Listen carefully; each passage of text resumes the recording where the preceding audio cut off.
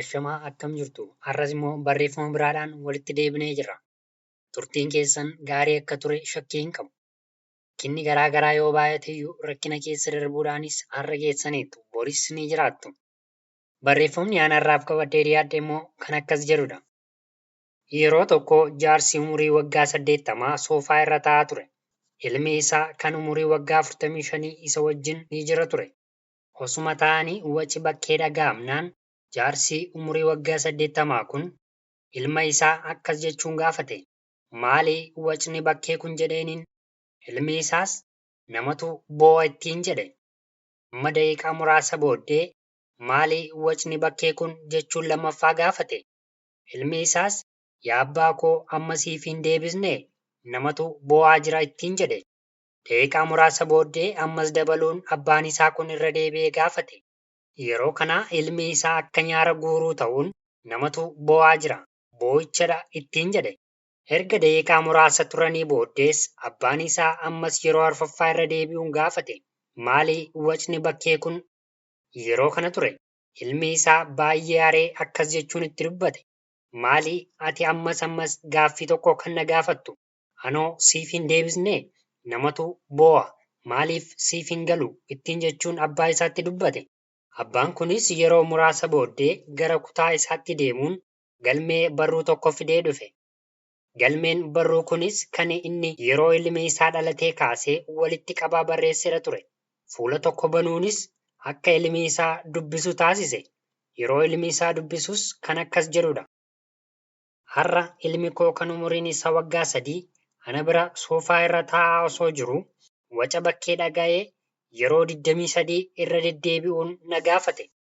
Anis yeroo 23 nan deebiseef akka inni boo'icha namaa ta'es itti nan hime.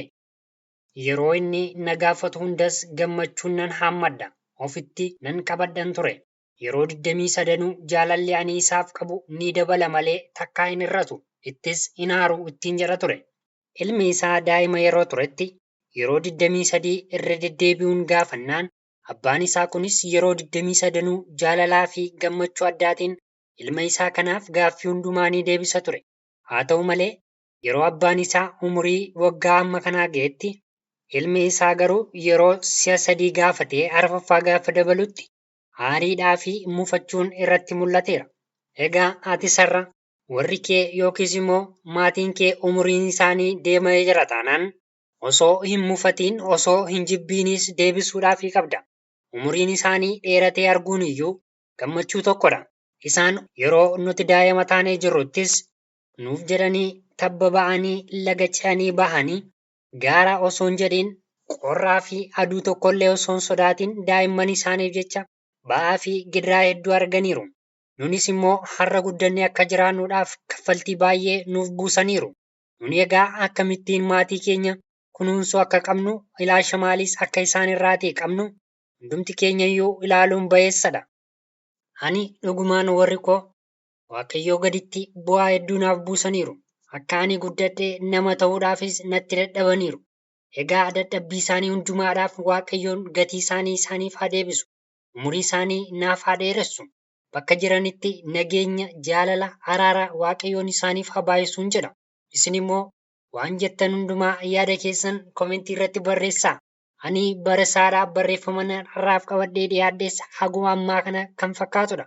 Waaqayyoon bakka jirtanitti ayyaana isaa dabalee isiniif haa baay'isu.